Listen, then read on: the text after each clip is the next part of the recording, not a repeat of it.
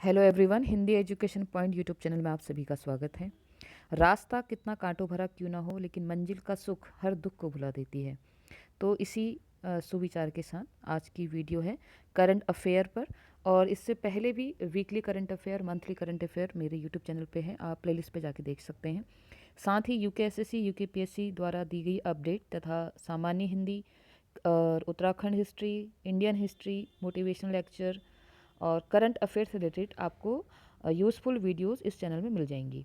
तो weekly current affair के सापेक्ष में आज हम बात करेंगे 16 दिसंबर से लेकर 23 दिसंबर तक के राष्ट्रीय अंतर्राष्ट्रीय समसामयिक घटनाओं के संबंध में, जो आपके हर प्रतियोगी परीक्षा के लिए बहुत ही महत्वपूर्ण है।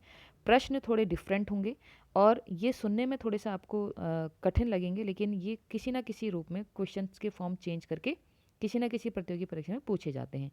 तो आप सभी वीडियो को ध्यान से देखें, पसंद आती है लाइक करें, शेयर करें, सब्सक्राइब करें और अन्य सभी उन लोगों तक भी पहुंचाएं जिनके लिए ये यूज़फुल या उपयोगी साबित हो सके। तो वीडियो स्टार्ट करते हैं बिना समय गवाए। पहला प्रश्न है, NHAI द्वारा शुरू किए गए नए रूट पेट्रोलिंग व्हीकल्स यानी कि RPV का नाम क्या है? राजमार्ग सेवा, राजमार्ग साथी, हाईवे हेल्पर या रोड साथी। तो इसका सही उत्तर है ऑप्शन नंबर बी, राजमार्ग साथी। भारतीय राष्ट्रीय राजमार्ग प्राधिकरण NHAI, आप इसका फुल फॉर्म भी याद कर सकते हैं। कई बार क्या होता है कि फुल फॉर्म भी पूछे जाते हैं।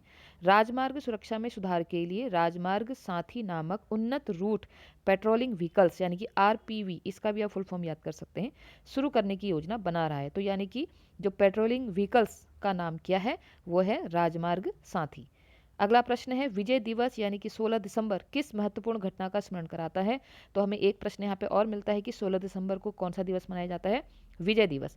तो ये किस महत्वपूर्ण घटना का स्मरण कराता है? ब्रिटिश शासन से भारत की स्वतंत्रता, कारगिल युद्ध में विजय, 1971 के युद्ध में पाकिस्तान पर भारत की विजय या भारतीय संविधान पर हस्ताक्षर। तो इसका सही उत्तर है ऑप्शन नंबर सी, 1971 के युद्ध में पाकिस्तान पर भारत की विजय। 16 दिसंबर को प्रतिवर्ष मनाए जाने वाला विजय दिवस भारतीय इतिहास में एक महत्वपूर्ण दिन है, जो 1971 के युद्ध में पाकिस्तान पर विजय की याद दिलाता है। बढ़ते हैं अगले प्रश्न की तरफ। पद्मश्री, पद्म भूषण, पद्म विभूषण और 5 ग्रैमी पुरस्कार प्राप्त करने वाले महान कलाकार जाकिर हुसैन का दिसंबर 2024 में निधन हो गया। वह किस क्षेत्र में अपने योगदान के लिए प्रसिद्ध थे? तो आप याद रखेंगे क्योंकि हाल ही में इनका निधन हुआ है, तो ये महत्वपूर्ण है प्रश्न अपने आप में। तो ये किस क्षेत्र में योगदान के लिए प्रसिद्ध थे? भारतीय शास्त्रीय नृत्य, तबला और भारतीय शास्त्रीय संगीत, चित्रकला और मूर्तिकला, साहित्य और कविता। तो आप सभी जानते हैं जाकिर हुसैन अर्थात तबला। तो इसका सही उत्तर है ऑप्शन नंबर बी, तबला और भारतीय शास्त्रीय संगीत। महान तबला वादक जाकिर हुसैन का 15 दिसंबर 2024 को संयुक्त राज्य अमेरिका में 73 वर्ष की आयु में निधन हो गया। तो आप देश भी याद रख सकते हैं, संयुक्त राज्य अमेरिका में इनका निधन हुआ और डेट है 15 दिसंबर 2024। ठीक है, तो ये प्रश्न पूछा जा सकता है और इनके अवार्ड भी यहाँ पे लिखे हुए हैं। अगला प्रश्न है, सैयद मुश्ताक अली ट्रॉफी 2024 किस टीम ने जीती? महत्वपूर्ण प्रश्न है। हिमाचल प्रदेश, मध्य प्रदेश, मुंबई या कर्नाटक? तो उसका सही उत्तर है option number C, Mumbai. Mumbai ने 15 दिसंबर 2024 को बेंगलुरु के एम चिन्नास्वामी स्टेडियम में फाइनल में मध्य प्रदेश को 5 विकेट से हराकर सैयद मुश्ताक अली ट्रॉफी 2024 जीती। बढ़ते हैं अगले प्रश्न की तरफ। महिला जूनियर एशिया कप 2024 के फाइनल में भारत ने किस टीम को हराया? यानी कि एक प्रश्न तो यह होता है कि महिला जूनियर एशिया कप 2024 का फाइनल किसने जीता? भारत ने जीता। अब यह है कि उसने किस टीम को हराया। ठीक है, हर प्रश्न के साथ कोई ना कोई प्रश्न ऐड होता है। आप प्रश्न की भाषा को समझें और स्वयं से भी उसका निर्माण करें। ऑप्शन है कोरिया गणराज्य, जापान, चीन या मलेशिया? तो उसका सही उत्तर है ऑप्शन नंबर सी, चीन। भारत ने 15 दिसंबर 2024 को मस्कट, ओमान में महिला junior Asia cup 2024 hockey championship जीती, जिसमें चीन को पेनल्टी शूटआउट में 3-2 से हराया। ठीक है, ये भी पूछा जा सकता है कि किस रूल या किस नियम के अंतर्गत उसको हराया? तो पेनल्टी शूटआउट के अंतर्गत 3-2 से चीन को हराया। ठीक है, और ओमान में हुआ था ये भी आप ध्यान रखेंगे। डेट है 15 दिसंबर 2024, मस्कट, ओमान में। अगला प्रश्न है, किस देश की सेनाध्यक्ष यानी कि COAS को दिसंबर 2024 में भारतीय सेना के मानद जनरल का पद प्रदान किया गया? महत्वपूर्ण प्रश्न है। बांग्लादेश, श्रीलंका, नेपाल या भूटान? तो सही उत्तर है नेपाल। नेपाल के सेनाध्यक्ष COAS जनरल अशोक राज सिगडेल को 16 दिसंबर 2024 को भारत की राष्ट्रपति द्रौपदी मुर्मू द्वारा भारतीय सेना के मानद जनरल के पद से सम्मानित किया गया। महत्वपूर्ण प्रश्न है, ध्यान रखेंगे आप। किस देश के जो ये भारतीय सेना के मानद जनरल को किस देश के सेनाध्यक्ष को मिला? तो आंसर है नेपाल। नाम भी याद रखेंगे, जनरल अशोक राज सिगडेल। कब मिला? 16 दिसंबर 2024। और किसने प्रदान किया? हमारे भारत यानी कि हमारे भारत की राष्ट्रपति द्रौपदी मुर्मू द्वारा। और कौन सा सम्मान? मानद जनरल के पद से। अगला प्रश्न है, हर 5 साल में आयोजित होने वाले सामूहिक पशु बलि के लिए प्रसिद्ध गढ़ीमाई महोत्सव कहाँ मनाया जाता है? देखिए, ये प्रश्न ऐसे भी आ सकता है कि गढ़ीमाई महोत्सव का संबंध किस देश से है या कहाँ से है, इस तरह से प्रश्न पूछा जा सकता है। काठमांडू नेपाल, बरियापुर नेपाल, वाराणसी भारत या ढाका बांग्लादेश? तो सही उत्तर है बरियापुर नेपाल। नेपाल के मधेश प्रांत में गढ़ीमाई मंदिर में हर 5 साल में आयोजित होने वाला गढ़ीमाई महोत्सव दुनिया का सबसे बड़ा पशु बलि उत्सव है। गढ़ीमाई महोत्सव 2 दिसंबर को शुरू हुआ और 15 दिसंबर 2024 को समाप्त हुआ। गढ़ीमाई महोत्सव का संबंध किस देश से? प्रश्न ऐसे भी आ सकता है, तो कहाँ से है? नेपाल से है। अगला प्रश्न है, चांसलर ओलाफ स्कोल्ज के विश्वास मत हारने के बाद जर्मनी में अचानक चुनाव कब होने वाला है? तो कब होने वाला है? 16 जनवरी 2025, 23 फरवरी 2025, 1 मार्च 2025 या 16 फरवरी 2025? तो सही उत्तर है ऑप्शन नंबर बी, 23 फरवरी 2025। 16 दिसंबर 2024 को जर्मन चांसलर ओलाफ स्कोल्ज ने विश्वास मत खो दिया, जिसके कारण 23 फरवरी 2025 को अचानक चुनाव होने हैं। ऐसे भी प्रश्न आ सकता है कि किस देश में जो है विश्वास का मत किसने हारा या किस देश में ऐसी स्थिति हुई? तो जर्मनी में हुई। और किसने हारी? German chancellor Olaf Scholz. ठीक है, प्रश्न किसी प्रकार से घुमा फिरा के पूछा जा सकता है। ट्रांस पैसिफिक पार्टनरशिप CPTPP के लिए व्यापक और प्रगतिशील समझौता क्या है? यानी कि आप इन शॉर्ट ऐसे याद कर सकते हैं कि ट्रांस पैसिफिक पार्टनरशिप के लिए जो व्यापक और प्रगतिशील समझौता किया गया वो क्या है? एक वैश्विक पर्यावरण संधि, एक क्षेत्रीय रक्षा गठबंधन, कई प्रशांत रिम देशों के बीच एक व्यापार समझौता या एक अंतर्राष्ट्रीय मानवीय संगठन? तो इसका सही उत्तर है कई प्रशांत रिम देशों के बीच एक व्यापार समझौता, ऑप्शन नंबर सी। 15 दिसंबर 2024 को ब्रिटेन आधिकारिक तौर पर ट्रांस पैसिफिक पार्टनरशिप के लिए व्यापक और प्रगतिशील समझौते में शामिल होने वाला पहला यूरोपीय राष्ट्र बन गया है। प्रश्न को ध्यान से समझिए, पहला यूरोपीय राष्ट्र बन गया है जो इस महत्वपूर्ण व्यापार ब्लॉक का 12वां सदस्य बन गया है। ठीक है, प्रश्न को हर तरीके से अंडरलाइन कीजिए, 12वां सदस्य बना है। ठीक है, इस प्रकार से आप समझेंगे, ब्रिटेन की बात हो रही है। अगला है, श्रीलंका द्वारा भारत सहित 39 देशों के लिए मुफ्त वीजा नीति को कब औपचारिक रूप दिया जाएगा? दिसंबर 2024, जनवरी 2025, फरवरी 2025 या मार्च 2025?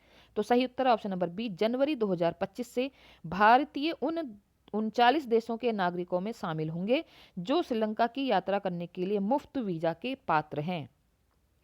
अगला प्रश्न है, 2024 तक वैश्विक स्तर पर स्मार्टफोन निर्यात में भारत की रैंक क्या है? महत्वपूर्ण प्रश्न। देखिए, रैंक से भी प्रश्न आते हैं कि हमारे भारत की स्थिति कहाँ पर वैश्विक स्तर में क्या है। तो प्रथम, द्वितीय, तृतीय, पांचवा? तो option number C is the right answer, तृतीय। भारत 2019 में 23वें स्थान से ऊपर उठकर वैश्विक स्तर पर स्मार्टफोन का तीसरा सबसे बड़ा निर्यातक बन गया है। नवंबर 2024 में देश का स्मार्टफोन निर्यात एक महीने में 20,000 करोड़ को पार कर गया है। अगला प्रश्न, 2025 से शुरू होने वाली जेईई और नीट जैसी प्रवेश परीक्षाओं की समय सीमा के बारे में क्या बदलाव घोषित किए गए हैं?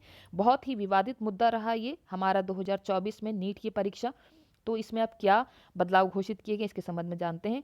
वे जुलाई में आयोजित की जाएंगी, वे जनवरी या फरवरी में आयोजित की जाएंगी, वे मार्च और सितंबर में द्विवार्षिक रूप में आयोजित की जाएंगी, समय सीमा अपरिवर्तित रहेगी। तो option number B is the right answer, वे जनवरी या फरवरी में आयोजित की जाएंगी। बात हो रही है जेईई और नीट जैसी प्रवेश परीक्षाओं की।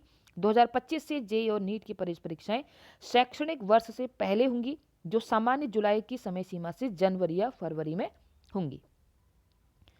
अगला प्रश्न है, राष्ट्रीय परीक्षण एजेंसी एनटीए 2025 से किस प्रकार की परीक्षाओं पर विशेष रूप से ध्यान केंद्रित करेगी?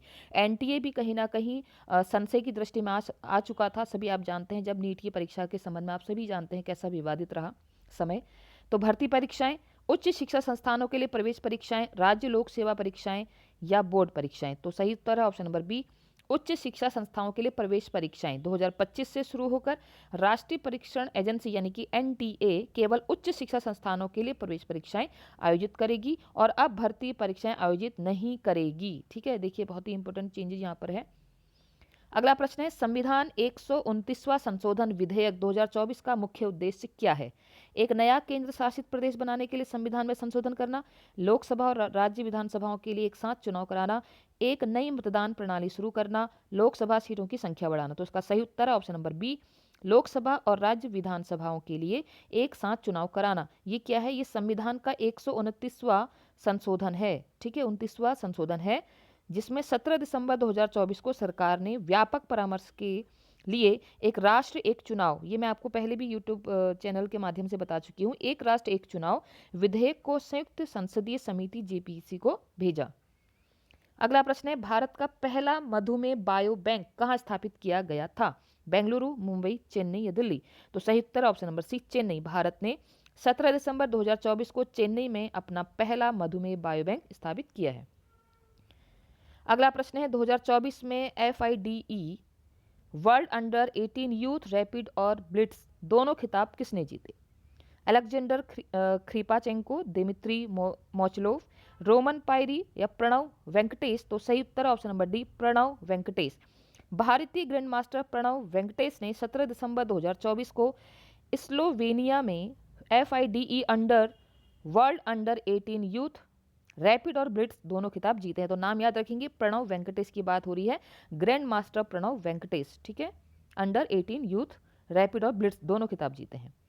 अगला प्रश्न है, रविचंद्रन अश्विन से अधिक टेस्ट विकेट लेने वाले एकमात्र भारतीय गेंदबाज कौन है? महत्वपूर्ण प्रश्न है कि रविचंद्रन अश्विन से अधिक टेस्ट विकेट लेने वाले एकमात्र, जहां पर एकमात्र लग जाता है, अंतिम लग जाता है, प्रथम लग जाता है, वो प्रश्न अपने आप में बहुत ही महत्वपूर्ण होता है। तो ऐसे भारतीय गेंदबाज कौन है? कपिल देव, हरभजन सिंह, अनिल कुंबले या जहीर खान? तो सही उत्तर option number C, Anil Kumble. भारतीय ऑफ स्पिनर रविचंद्रन अश्विन ने 18 दिसंबर 2024 को अंतर्राष्ट्रीय क्रिकेट से संन्यास की घोषणा की। उन्होंने 106 टेस्ट में 537 विकेट लिए। 619 विकेट के साथ केवल अनिल कुंबले ने भारत के लिए अधिक बल्लेबाजों को आउट किया है। अगला प्रश्न है, फीफा बेस्ट अवार्ड्स 2024 में पुरुष खिलाड़ी का पुरस्कार किसने जीता? फीफा बेस्ट अवार्ड 2024 पुरुष खिलाड़ी का खिताब पुरस्कार किसने जीता? Lionel Messi, Vinicius Junior, Rodrigo Hernandez, Kane स्टेट या नेमार? तो सही उत्तर option number B, Vinicius Junior. पुरुष खिलाड़ी का वर्ष फुटबॉल में विनीसियस जूनियर ब्राजील और रियल मैड्रिड ने फीफा बेस्ट अवार्ड 2024 जीता। प्रश्न सुनने में कठिन लगेंगे, थोड़े से मुश्किल लगेंगे, लेकिन ऐसे ही प्रश्नों को सरल भाषा में पूछा जाता है परीक्षाओं में, तो आप प्रश्नों की भाषा समझें और उत्तर तक पहुंचें। अगला प्रश्न है, 2025 विश्व पैरा एथलेटिक्स चैंपियनशिप 26 सितंबर से 5 अक्टूबर 2025 तक कहां आयोजित की जाएगी? पूछा जा रहा है 2025 विश्व पैरा एथलेटिक्स चैंपियनशिप कहां आयोजित की जाएगी? इंदिरा गांधी स्टेडियम, जवाहरलाल नेहरू स्टेडियम, सरदार वल्लभ भाई पटेल स्टेडियम या फिरोज शाह कोटला स्टेडियम? तो सही उत्तर option number B, Jawaharlal Nehru stadium. नई दिल्ली 26 सितंबर से 5 अक्टूबर 2025 तक जवाहरलाल नेहरू स्टेडियम में 2025 विश्व पैरा एथलेटिक्स चैंपियनशिप की मेजबानी करेगा। अगला प्रश्न है, अंग्रेजी भाषा श्रेणी के लिए साहित्य अकादमी पुरस्कार 2024 किसने जीता? महत्वपूर्ण प्रश्न है। हिंदी भाषा से हमने पहले बात की थी, इससे पहले की वीडियो में बात हो रही है अंग्रेजी भाषा श्रेणी के लिए किसने जीता? अरुंधति रॉय, झुम्पा लाहिड़ी, स्ट्रिन कीर या चेतन भगत? तो सही उत्तर है ऑप्शन नंबर सी, स्ट्रिन कीर। ठीक है, इन्होंने क्या जीता? अंग्रेजी भाषा श्रेणी के लिए साहित्य अकादमी पुरस्कार 2024 जीता है। नाम याद रखेंगे, स्ट्रिन कीर। अगला प्रश्न है, किस सैन्य अभियान के कारण गोवा की मुक्ति हुई? आप सभी जानते हैं गोवा में पुर्तगालियों का बहुत बड़ा शासन था, दुशासन था। तो ऑपरेशन ब्लू स्टार, ऑपरेशन विजय, ऑपरेशन मेघदूत या ऑपरेशन ट्राइडेंट? तो सही उत्तर ऑप्शन नंबर बी, ऑपरेशन विजय। गोवा की मुक्ति दिसंबर 1961 में भारतीय सशस्त्र बलों द्वारा 36 घंटे के सैन्य अभियान ऑपरेशन विजय के माध्यम से प्राप्त हुई थी, जिसने पुर्तगाली नियंत्रण को समाप्त कर दिया और गोवा को भारतीय संघ में एकीकृत कर दिया। ठीक है, अगला प्रश्न है, 1961 में गोवा की मुक्ति के साथ कितने वर्षों का पुर्तगाली शासन समाप्त हो गया? 350 वर्ष, 451 वर्ष, 200 वर्ष या 500 वर्ष? तो सही उत्तर है ऑप्शन नंबर बी, 451 वर्ष। गोवा 451 वर्षों के औपनिवेशिक कब्जे के बाद 1961 में पुर्तगाली शासन से मुक्त हुआ। गोवा अपना मुक्ति दिवस कब मनाता है? 15 अगस्त, 26 जनवरी, 19 दिसंबर या 2 अक्टूबर? तो सही उत्तर है 19 दिसंबर, क्योंकि 19 दिसंबर को ही वहां उनको पुर्तगालियों से मुक्ति मिली थी। तो गोवा ने 19 दिसंबर 2024 को अपना 63वां मुक्ति दिवस मनाया। अगला प्रश्न है, वर्ष 2023 के लिए राजा मानसिंह तोमर सम्मान से किस संस्था को सम्मानित किया गया? महत्वपूर्ण सम्मान भी है और महत्वपूर्ण प्रश्न भी है। राग न्यास, सानंद न्यास, सप्तक न्यास या सुराना न्यास? तो सही उत्तर है ऑप्शन नंबर बी, सानंद न्यास। प्राप्त करता है इंदौर की संस्था सानंद न्यास को वर्ष 2023 के लिए राजा मानसिंह तोमर सम्मान से सम्मानित किया गया। अगला प्रश्न है, वर्ष 2023 के लिए राष्ट्रीय तानसेन सम्मान से किसे सम्मानित किया गया? पंडित हरिप्रसाद चौरसिया, उस्ताद जाकिर हुसैन, पंडित स्वप्न चौधरी या अमजद अली खान? तो सही उत्तर है पंडित स्वप्न चौधरी। कोलकाता के प्रसिद्ध तबला वादक पंडित स्वप्न चौधरी को वर्ष 2023 के लिए राष्ट्रीय तानसेन सम्मान से सम्मानित किया गया। अगला प्रश्न है, travel and tourism development index यानी कि TTDI 2024 रिपोर्ट में भारत की रैंक क्या है? अभी हमने भारत की रैंक पहले भी हमने स्मार्टफोन से रिलेटेड यहाँ पर पढ़ी थी, उसमें तीसरी रैंक थी। तो भारत की रैंक क्या है? 38वां, 39वां, 54वां या 55वां? तो सही उत्तर है ऑप्शन नंबर बी 39वां यानी कि 39। भारत अब वर्ल्ड इकोनॉमिक फोरम यानी कि WEF की travel and tourism development index TTDI 2024 report में 119 देशों में 39वें स्थान पर है। कितने देशों में? 119 देशों में 39वां स्थान भारत का है। अगला प्रश्न है, विश्व ध्यान दिवस कब मनाया जाता है? 1 जनवरी, 21 जून, 21 दिसंबर, 10 अक्टूबर? तो सही उत्तर है 21 जून। विश्व ध्यान दिवस हर साल 21 जून को मनाया जाता है। अगला प्रश्न है, यूक्रेन को लेकर अमेरिकी राष्ट्रपति चुनाव डोनाल्ड ट्रंप के साथ संभावित वार्ताओं में राष्ट्रपति व्लादिमीर पुतिन का क्या करने के लिए तैयार हैं? यानी कि प्रश्न यह है कि जो संभावित वार्ताओं में राष्ट्रपति व्लादिमीर पुतिन क्या करने के लिए तैयार हैं? रूसी सैनिकों को वापस बुलाना, युद्ध समाप्त करने के लिए समझौता करना, कड़े प्रतिबंध लगाना या सैन्य गठबंधन बनाना? तो सही उत्तर ऑप्शन नंबर बी, युद्ध समाप्त करने के लिए समझौते करना। ये यूक्रेन को लेकर अमेरिकी राष्ट्रपति और इनके बीच की बातें हैं। तो संभावित वार्ता किस पर है? संभावित वार्ता इसी पर है कि रूस के राष्ट्रपति व्लादिमीर पुतिन युद्ध समाप्त करने के लिए अमेरिकी राष्ट्रपति चुनाव डोनाल्ड ट्रंप के साथ संभावित वार्ताओं के में यूक्रेन को लेकर समझौता करने के लिए तैयार हैं। दो देशों के लोग ही आपस में मिलकर युद्ध को रोक सकते हैं, इसीलिए ये प्रश्न यहाँ पर पूछा गया है कि उनका जो संभावित वार्ता है उसका मुख्य उद्देश्य क्या है या वो क्या करना चाहते हैं। अगला प्रश्न है, दिसंबर 2024 में प्रधानमंत्री नरेंद्र मोदी को कुवैत द्वारा कौन सा सर्वोच्च नागरिक सम्मान प्रदान किया गया? Order of merit, the order of Mubarak Al Kabeer, order of Kuwait, the golden crescent? तो सही उत्तर है option number B, the order of Mubarak Al Kabeer. प्रधानमंत्री नरेंद्र मोदी को 22 दिसंबर 2024 को अपनी राजकीय यात्रा के दौरान कुवैत के अमीर शेख मैसाल अल अहमद अल जाबेर अल सबा द्वारा कुवैत का सर्वोच्च नागरिक सम्मान the order of Mubarak Al Kabir प्रदान किया गया। प्रश्न ऐसे भी आ सकता है कि किस देश ने प्रधानमंत्री नरेंद्र मोदी को सर्वोच्च नागरिक सम्मान प्रदान किया? कुवैत ने किया। कौन सा किया अभी आपने देख लिया है, ठीक है। अगला प्रश्न है, नवीनतम भारत राज्य वन रिपोर्ट 2023 के अनुसार भारत के भौगोलिक क्षेत्र का कितना प्रतिशत वन और वृक्ष आवरण से आच्छादित है? इंपॉर्टेंट क्वेश्चन है कि वन रिपोर्ट के बारे में यहाँ पर बात की जा रही है। 20.17 या 20.17%, 25.17%, 30.17% या 35.17%?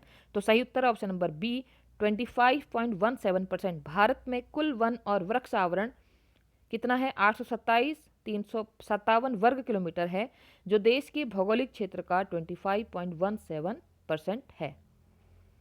अगला प्रश्न है, वॉल स्ट्रीट जर्नल द्वारा 2025 के गो टू ग्लोबल डेस्टिनेशन में किस भारतीय राज्य को मान्यता दी गई है? राजस्थान, केरल, मध्य प्रदेश, गुजरात? तो आंसर है ऑप्शन नंबर सी, मध्य प्रदेश। मध्य प्रदेश को वॉल स्ट्रीट जर्नल द्वारा 2025 के लिए गो टू ग्लोबल डेस्टिनेशन में से एक रूप में चुना गया है। क्या है? Madhya Pradesh, wall street journal द्वारा, ठीक है, 2025 के लिए। अगला प्रश्न है, उद्घाटन अंडर 19 ACC महिला T20 एशिया कप 2024 किस टीम ने जीता? बांग्लादेश, श्रीलंका, भारत, पाकिस्तान? इंपोर्टेंट क्वेश्चन है। अंडर 19 ACC महिला T20 एशिया कप 2024 किस टीम ने जीता? भारत। सही उत्तर option number C, Bharat. Bharat ने 22 दिसंबर 2024 को मलेशिया के कुआलालंपुर में बांग्लादेश को 41 रनों से हराकर उद्घाटन अंडर 19 ACC महिला T20 एशिया कप जीता। अगला प्रश्न है, दिसंबर 2024 में संयुक्त राष्ट्र आंतरिक न्याय परिषद IJC के अध्यक्ष के रूप में किसे नियुक्त किया गया? महत्वपूर्ण प्रश्न है क्योंकि संयुक्त राष्ट्र आंतरिक न्याय परिषद के अध्यक्ष की बात यहाँ पर हो रही है। न्यायमूर्ति दीपक मिश्रा, न्यायमूर्ति रंजन गोगोई, न्यायमूर्ति मदन बी लोकुर या न्यायमूर्ति शरद बोबडे? तो सही उत्तर ऑप्शन नंबर सी, न्यायमूर्ति मदन बी लोकुर। पूर्व सुप्रीम कोर्ट जज मदन बी लोकुर को संयुक्त राष्ट्र आंतरिक न्याय परिषद आईजेसी के अध्यक्ष के रूप में नियुक्त किया गया। तो प्रतिभागियों, आप जो भी किसी भी प्रतियोगी परीक्षा की तैयारी कर रहे हैं, मैं आशा करती हूँ कि आप सभी के लिए ये करंट अफेयर बहुत ही महत्वपूर्ण रहेंगे। प्रश्नों को समझें और अपनी भाषा में इनको कन्वर्ट करके या इंपॉर्टेंट आप जो भी देखते हैं, समझते हैं, अपने पास नोट्स बनाइए, क्योंकि करंट अफेयर अपने आप में एक महत्वपूर्ण टॉपिक है जो हर परीक्षा में पूछा जा सकता है। तो आज के लिए इतना ही। आप लोगों ने मुझे सुना, इसके लिए बहुत बहुत धन्यवाद। आप सभी का दिन शुभ हो।